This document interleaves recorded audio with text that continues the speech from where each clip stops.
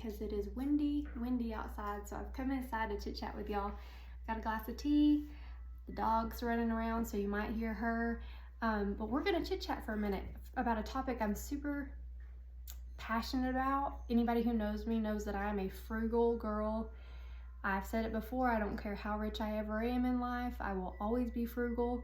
It's just the way I am. So I wanted to talk a little bit about homestead materials, free homesteader materials, or ways to find things less expensively. So I think one of the things I realized when we kind of started our homestead is, well, first, when we first moved here, I didn't really look at my homestead as being something that I was going to try to make money on. Instead, I was looking at it more on how to save money. I wanted to know how to, because we had moved here and we were now on one income with a family and a home, and I wanted to figure out all the ways I could have less debt and no debt, and then also just save money kind of on the daily lifestyle. And I think most of us who homestead are doing it because we want to be self-sufficient. So trying to be self-sufficient kind of goes hand in hand with trying to save money and spend as little as you can on things. So that's kind of what I started doing. And at first it was really easy in ways because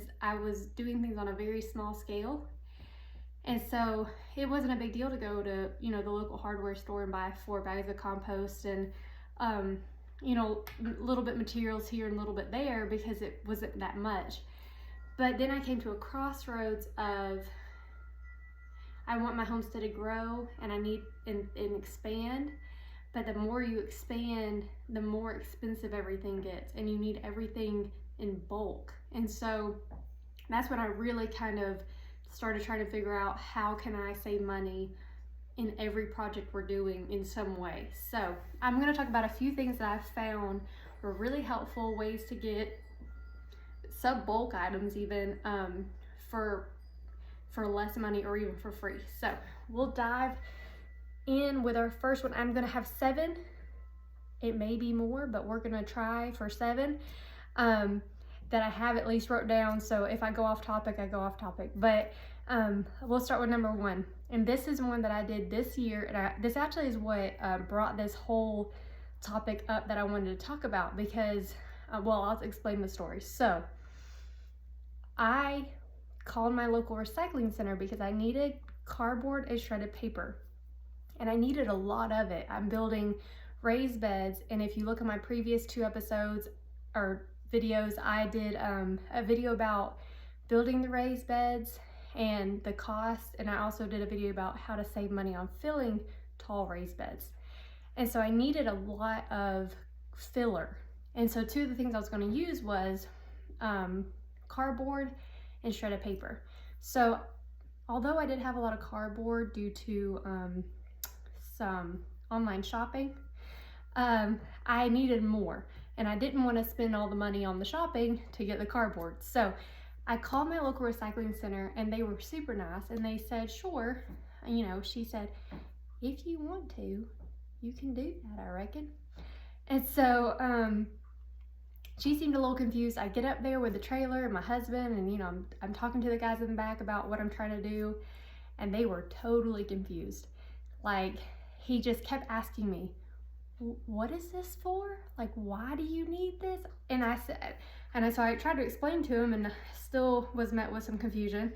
And then I asked him, I said, so nobody ever does this? Nobody comes and asks for cardboard and stuff like that? And he goes, no, never. Well, once somebody came for cardboard, but other than that, no, and not this much.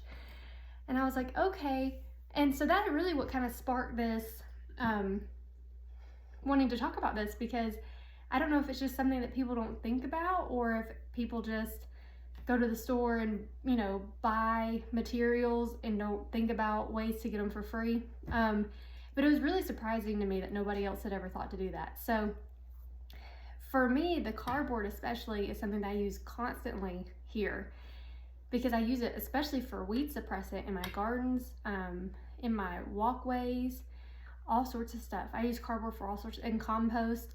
So if you're comparing cardboard versus like the weed mat you buy at the store, cardboard's gonna be about the same amount of lasting, and to me it does a better job of weed suppression and it's free. And so why not use cardboard instead of going and buying the little rolls of weed suppressant stuff that is expensive? So I'm a big fan of doing that instead.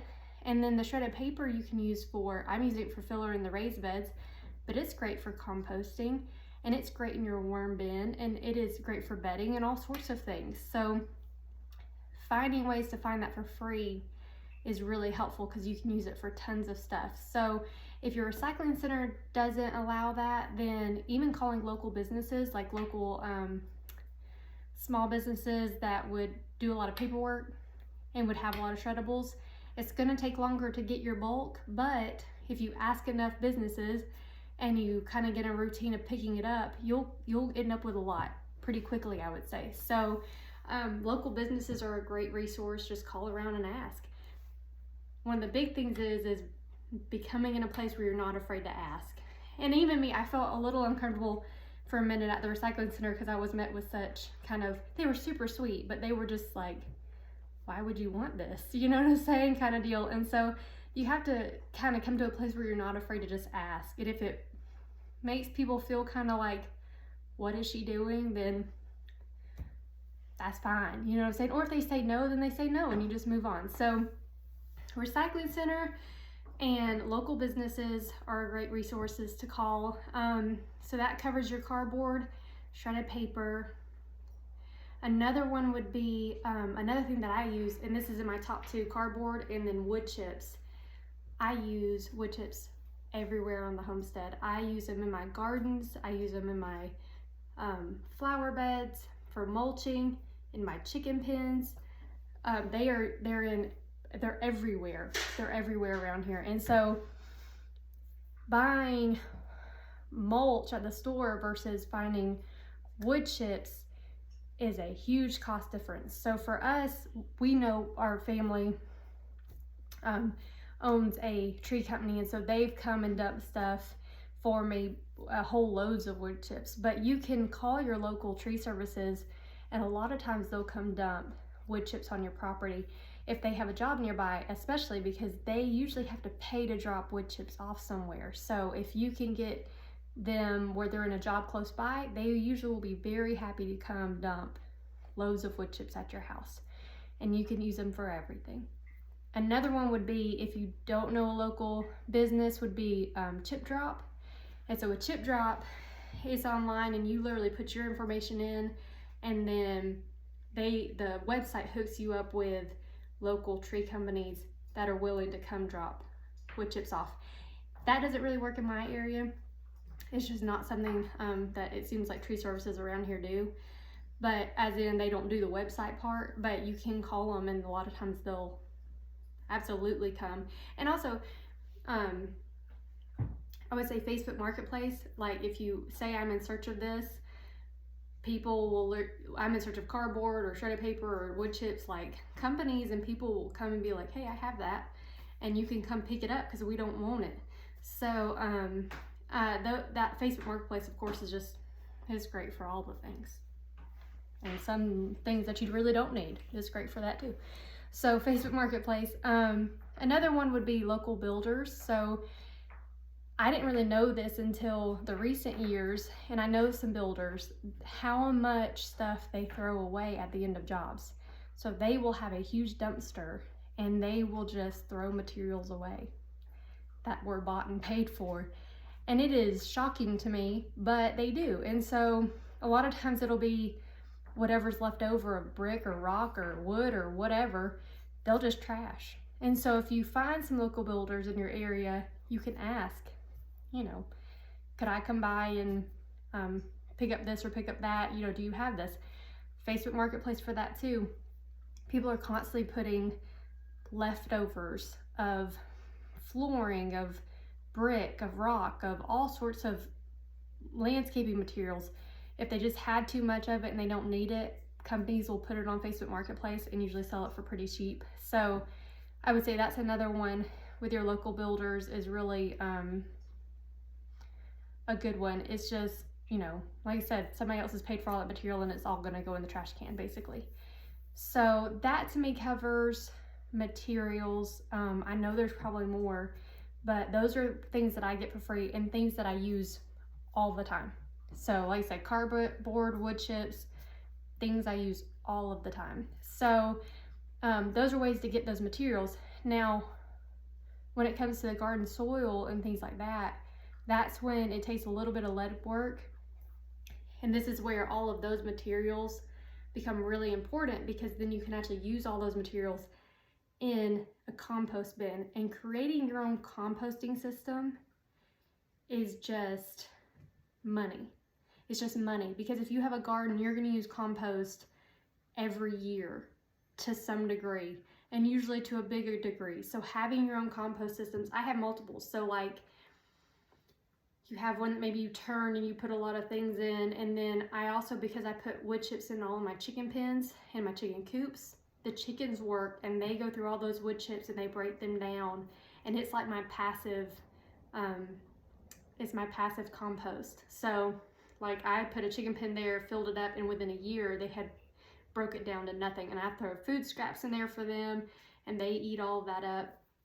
And so I don't even have to do anything but shovel it at the end. So having your own composting system, worm bins for compost, you know, whatever you can do. I mean, you can do that in small bins in small spaces. You don't have to have a huge spot to do a big compost. So, but I think it's so important. And the wood chips and the shredded paper, all are things you can use.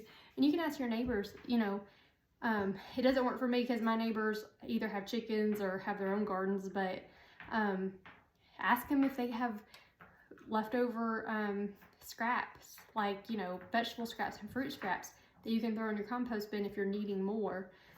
I think that's really helpful, you know, asking the questions and just seeing, because you're trying to get more and more and more as you build your homestead. So creating your own compost system with those free materials, then you have nothing in your compost. It's all free. And at the end of the day, you would then end up with free compost and soil for your garden.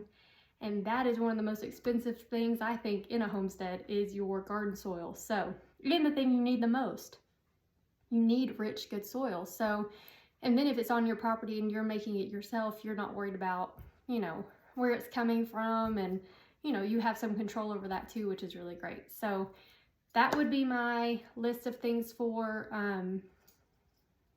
materials. And next we're going to get into some plants. So for a lot of us, you know, we know that growing from seed becomes a lot less expensive than growing plants. So that's one way to save money. Another one is, and something that I've done a lot of, is digging up plants in other people's yards. So, and none of this I've ever asked. I've always been offered. So one of the things I think that's kind of, for us, is helpful is that we've lived in the same place our whole lives. So me and my husband are from our town. Well, I'm from a town south of here, but still within 30 minutes. We've always lived here. And so people know us, and people know us in the community, and they know what we do, and they know that I garden. Everybody knows that for the most part that knows me.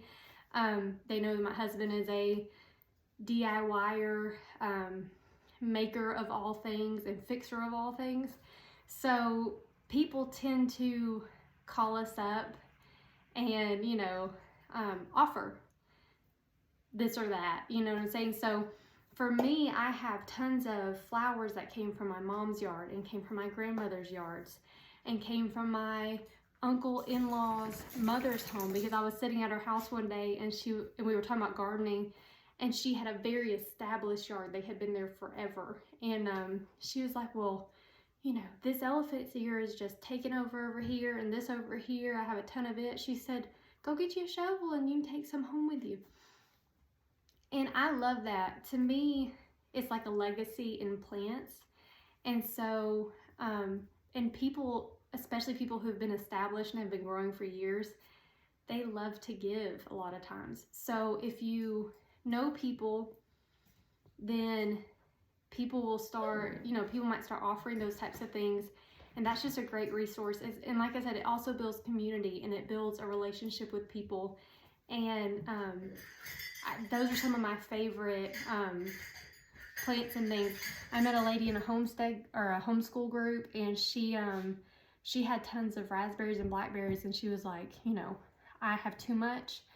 Would you like to come and dig some up? And I was like, sure. You know, it was like, it took me a couple hours, well, a little longer because we chit-chatted, but and a shovel, and I got free plants that were already had been established. A friend of my husband's called him one day and said, I have a bed of strawberries runners that I need to get rid of the whole bed. Does your wife want to come dig some up? I got a ton of strawberries from him. So, you know, building relationships and chit-chatting with people is really helpful. Digging, like I said, I mean, that's just free. Those are free plants. And people tend to love to give in that way. So that's one thing, talk to people and ask those types of questions. If you are in an area where maybe you're new and you don't know people, then okay, so your local gardening club is a group of people that a lot of times are either avid gardeners or they are master gardeners, and they are an awesome group of people to get to know in your town because they will have tons of information about how you grow in your area. And so I know that, you know, YouTube is a free resource and Instagram, but there is something different about knowing people who grow in your specific town, even because the way things grow here, even though, you know, zone 7B is all one thing, the way things grow here is still different than the north side of 7B or the south side of 7B. So I think it's a really good help to know people like that, and it just will help you to build a community if you don't know people. So go on Facebook. A lot of times they'll have Facebook pages, your town garden club. They do, a lot of times do digs. So they will do digs at people's homes that, like I said, had too many plants. So getting to know them, they'll have free resources. Mine will do like different classes at the local library. So like I went to one that was about lavender rooting, and they had somebody from the Georgia Extension come and do that little workshop. And so, and like I said, it's building community and meeting people. People start to get to know you, get to know what you're trying to do, and it's really, really helpful. And the ladies and men are usually so nice. And and they also do plant sales a lot of times in town. So garden club, there's usually a native plant chapter. So if you like native plants and want to learn more about that, there's usually a native plant group also. Look that up on Facebook a lot of times. And they'll do plant sales also. So that's a great resource. So your garden clubs, your native plant club, and also your local FFA. So like for us, the high school and middle school have a really great ag program. And so they run plant sales. Now, like I said, this is, you know, sales. So it is, you know, you are paying for something, but you're supporting something local. And two, sometimes they'll have tons of plants left over. And I did know the local ag teacher, so he would call me up whenever they had stuff left over and just let me have things. So, you know, it is about building communities and knowing people, and that's helpful. So local FFA will do plant sales. Your garden club does plant sales and has great resources. My local library does a seed swap. So they have like a little cabinet where you can put seeds in there, and you kind of like a book, you know, they have like the book ones where you put a book in and take a book. They have them for seeds. And the local library does tons of classes and little gardening classes here and there. So you can find out tons of information that way. And also, like I said, meet people in your community. And your community is a huge part of all of this. Your local FFA too, depending on what kind of ag program they run, mine has a local cannery. So if you are new to canning, especially pressure canning, they have pressure canners and huge work tables. And through the summer, they'll open the cannery up to the public. And a lot of times they'll have somebody running it that is full of information. So if either you're in a position where you've never canned and you're just like nervous about pressure canning, or if it's a financial thing and you're just not ready to make the jump into buying a pressure canner, ask your local FFA or just your town in general. Outside of FFA, they may have, or the local ag program, they may have a cannery. And that's a great resource. Like I said, that's free. And you go down there and they will also teach you things and help you to understand how to pressure can, so then you can start doing it at home. So those were that's my final one out of my resources. I think I added in there some that I didn't think I was going to add in. But like I said, a lot of this kind of comes down to building community, getting to know people, and just not being afraid to ask the question, because you don't know what you don't know. And I've learned, like, I didn't even know about the cannery, and I've lived here, like I said, in these towns my whole life, and I didn't even know the cannery was a thing until my friend became the ag teacher, and he told me about it. So I didn't even know about that. So, you know, just asking the questions. Tons of stuff has Facebook groups and things like that in your town, and that's a great way to find people and ask the questions too. So if you have any resources, leave a comment and let us know. I'm always looking for more and love to share that kind of stuff. So thanks for tuning in. If you tuned in, thank you for being here. I hope you get out there and garden. Don't be afraid to ask the question. That's kind of the moral of the story. Build a community.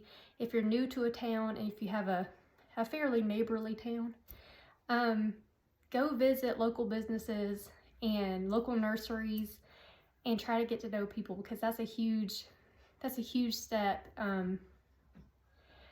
in not only just free resources. I mean, that's kind of beside the point, but just that's a huge step in learning to grow in that space and in that area. So go ask some questions and see what happens. All right. Thank you guys for tuning in.